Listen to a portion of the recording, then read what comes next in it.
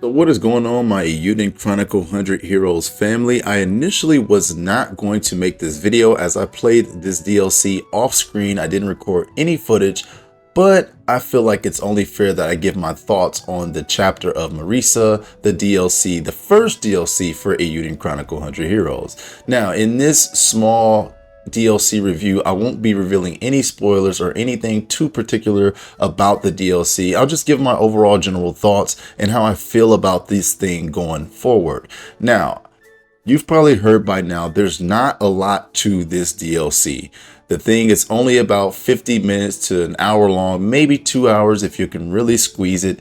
You get a lot of the same characters that you have seen in the main game, but obviously you're getting a lot more of Lean and Marisa and what they were doing during their time prior to joining the main title.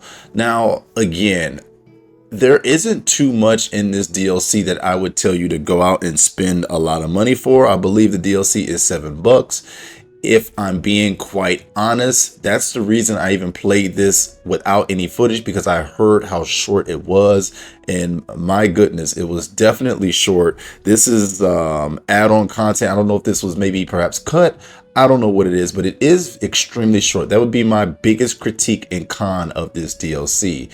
There's not too many new things in it, actually. There's some new foes, some new enemies. Of course, you get a lot more time with Lean, and there's a villain that is, you know, exclusive to Marisa's chapter and her story. But Marisa wasn't exactly my favorite of the trio of protagonists in Eiyuden Chronicle 100 Heroes to begin with.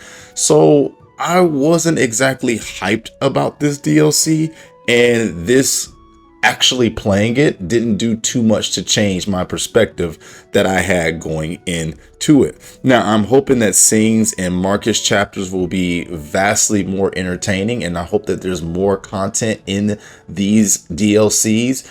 But as it stands right now, if these are the DLCs of Eiyuden Chronicle, they're more like, I don't even know what to really say. There's small little add-ons for those who just can't get enough of this world, but they surely don't do enough to bring any potential Eiyuden Chronicle players back, or they don't do enough to bring any newcomers into this amazing world. Now listen, before you think I'm coming off as negative or as hating, this Eiyuden Chronicle was my JRPG of the year for 2024, and it was one of my most anticipated and most loved games of 2024. But I have to keep it honest, and I have to keep it real when this realness is due, and I don't quite think this DLC is worth its asking price on Steam. And I'm grateful that backers were able to get this DLC for free, because honestly, let's face it, that is who it's for. It's for the lovers of Suikoden, it's for the lovers of Eiyuden Chronicle,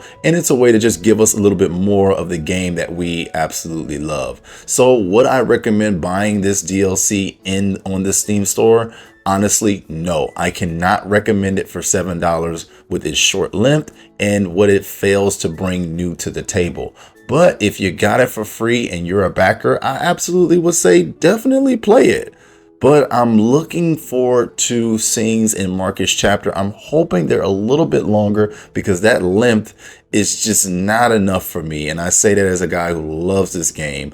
These should have been longer, at least 5 hours worth of content. So I would say I don't recommend it if you're trying to buy it through Steam, and I do recommend it if you received a backer code. Thank you guys for checking out this video. Again, I love Eiyuden Chronicle, but you got to keep it real when realness is due. You guys have a good one. I'll see you on the next video. Peace.